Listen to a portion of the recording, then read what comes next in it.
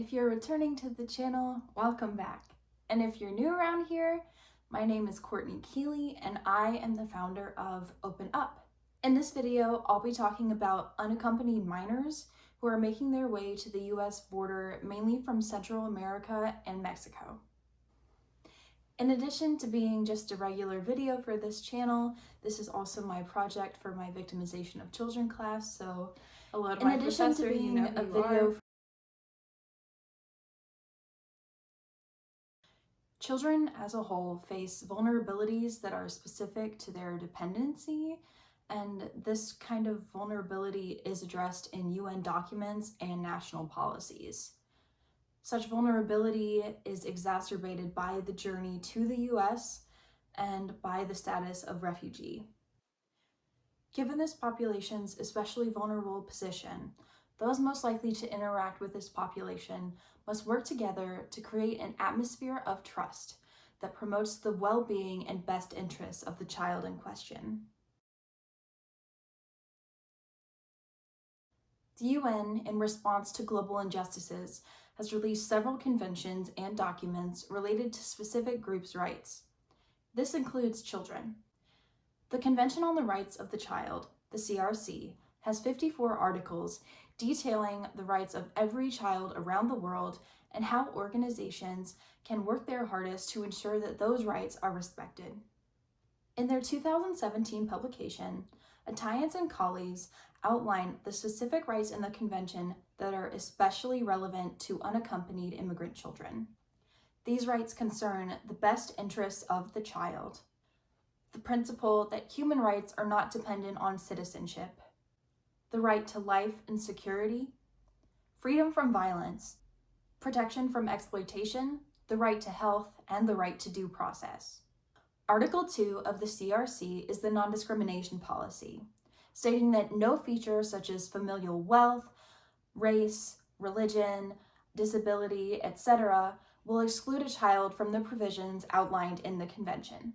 Article 3 of the convention outlines the best interest of the child principle. This principle should be the guiding star in any interaction with children, but oftentimes in practice, this principle does not come across in U.S. legislation. And a big part of this relates to the negative stigma with which immigrants as a whole are viewed, especially with words such as alien still being present in legal documents. With such dehumanization, people put up a metaphorical wall, stopping any empathy that they may experience from extending to those who don't go through the same experiences that they do.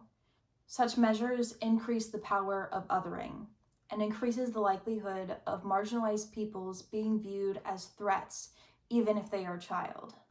Article 22 of the Convention apprehends this security threat framework in iterating that children seeking refuge should get help and protection and have the same rights as children who are citizens of the country. These are just a few examples of articles in the UN Convention, which you can find linked in the transcript of this video. As someone with a strong orientation toward global justice, I'm very familiar with UN documents and conventions. I'm also familiar with the level of enforcing power the UN has, which is very limited. With every UN document, the principle of sovereignty is always underlined. The US has signed but not ratified the CRC. It has both signed and ratified 2 additional protocols relating to children's involvement in armed conflict and the sale of children, child prostitution, and child pornography. Signing a UN convention is essentially saying that the state in question agrees with the principles outlined in the convention. But ratification is all about accountability, which the US has not taken regarding the convention at large.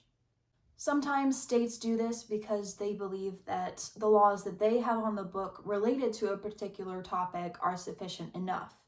I argue that what the US has on the books is insufficient, and the systems that implement those policies are ineffective. In trying to balance protecting its borders and respecting the international community, the US has ended up with an unbalanced result. Hassan and colleagues' piece, Patchwork of Promises, does a great job of outlining specific immigration policies relevant to unaccompanied children through the immigration process. The paper takes an orientation towards the refugee process, as that's more often the case with unaccompanied children.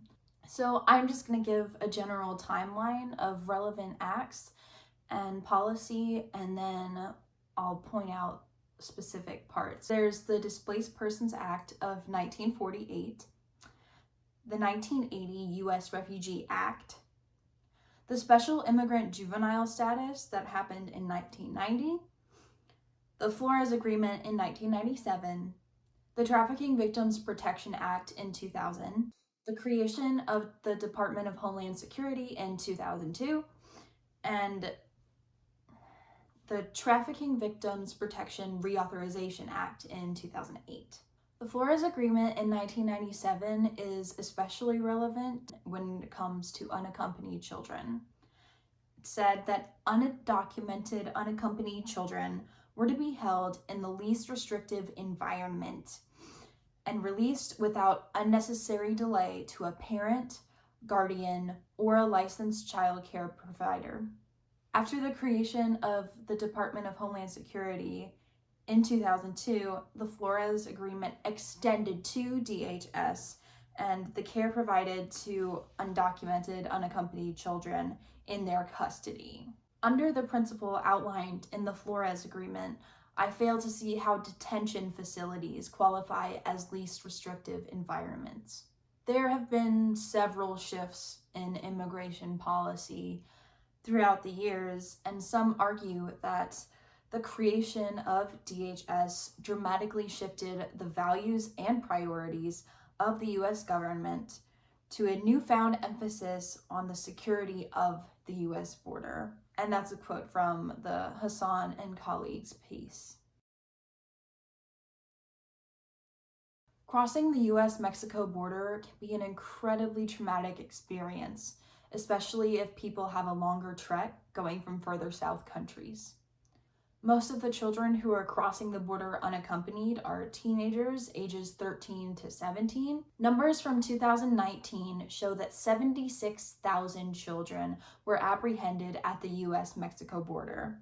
Numbers from earlier on in 2016 were around 60,000, so it's not necessarily about who is in executive office at that point.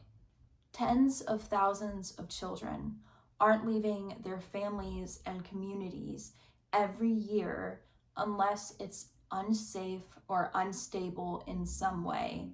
Leaving your country unaccompanied is not a decision that is made lightly. In their piece, Sawyer and Marquez delve into historical factors that contribute to violence in the Northern Triangle countries of Central America, and that's El Salvador, Guatemala, and Honduras. In this paper, it's all summarized very quickly because it's not the focal point of the paper. Each country's history deserves a much more substantial deep dive than what I'm going to give, but for the sake of this presentation, I'll be focusing on the impacts on children. All three countries are categorized as experiencing political unrest and all have high homicide rates.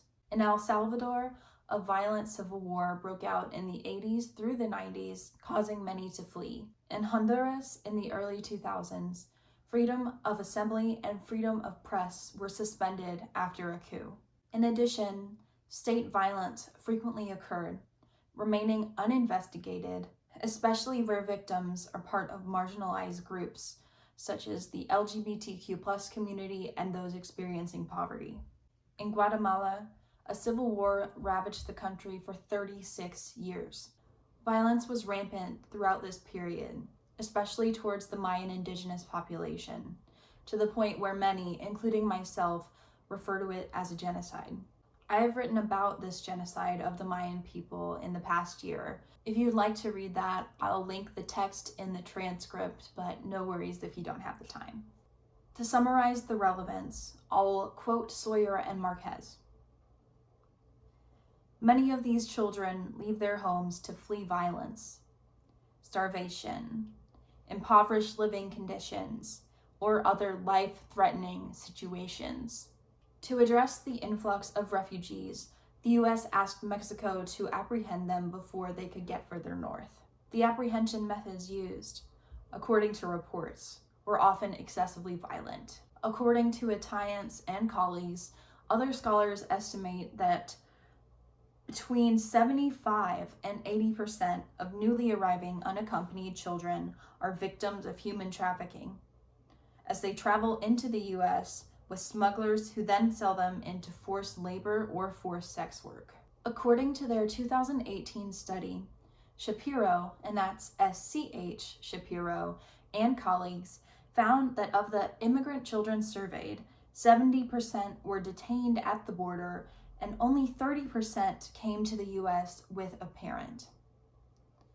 The overlap between these categories isn't examined specifically in the study, so we don't know explicitly the percent of unaccompanied children who were detained at the border. However, we can state that of the children in this study, a single child was roughly 2.3 times as likely to be detained as they were to be accompanied by a parent. Given this, detaining practices must follow the best interests of the child as someone who is under the protection of the state, not someone who is being investigated by the state. In her piece in the Pediatric Nursing Journal, Penalagan discusses the specific health effects that unaccompanied immigrant children are facing, what they may interact with on their way to the border, and what their experiences are while being detained brings a lot of stress to kids.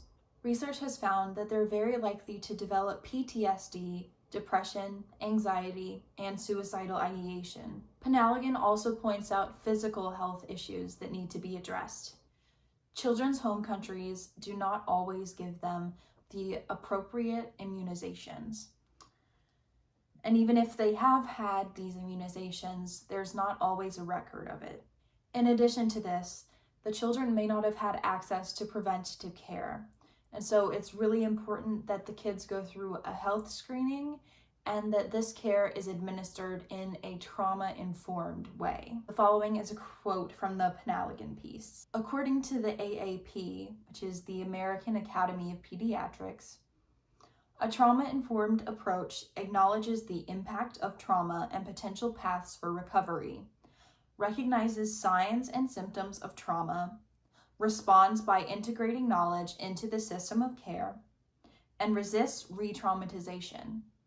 Trauma-informed care is essential for medical, mental health, and community-based services. Utilizing trauma-informed care is an active choice that healthcare practitioners can make to create a safe environment for the child and support their well-being. Across the literature I surveyed while preparing for this video, recommendations varied from general policy changes to calls to action in specific fields.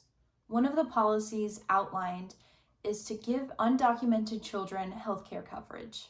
Penalagan points out that this care is accessible in some states, but it's not universal, and the real push is to have it accessible all across the country. I would argue to extend this to all undocumented folks because healthcare is a human right.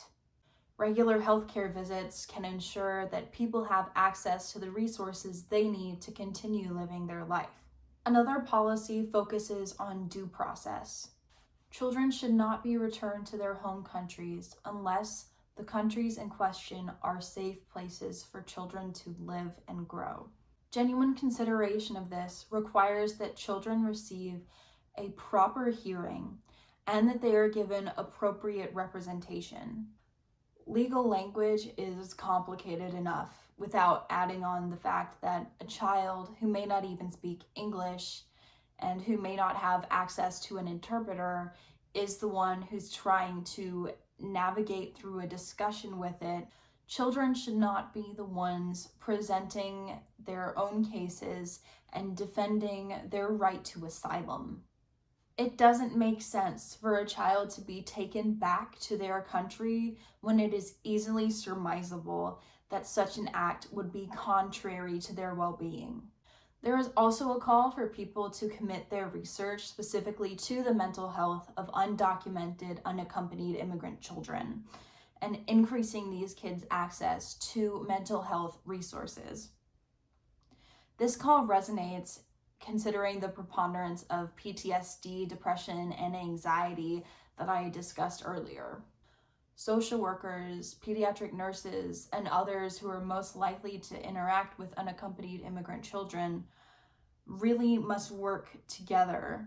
It's our responsibility to coalesce around people who are not protected and to build them up so that they have a support system and a way to protect themselves from injustice. These kids need to have places where they feel safe. And the only pathway to that safety is through putting the best interests and the welfare of these children first in every decision that we make.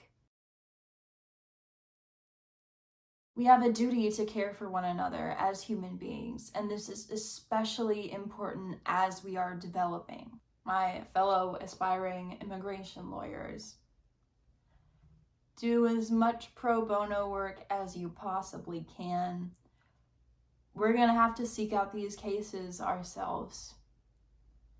Make sure that you can be a resource, okay? Because what's the point of all of this if we're not acting in the name of justice? Alrighty, folks, that's it for this week. And I would highly suggest that you give the Open Up website a visit. That's a new addition since the last video. The transcripts and the color-coded list of sources have moved to there rather than me just using the link tree. And you can find it under the resources tab. Hang in there, you've got this, and I will see you later.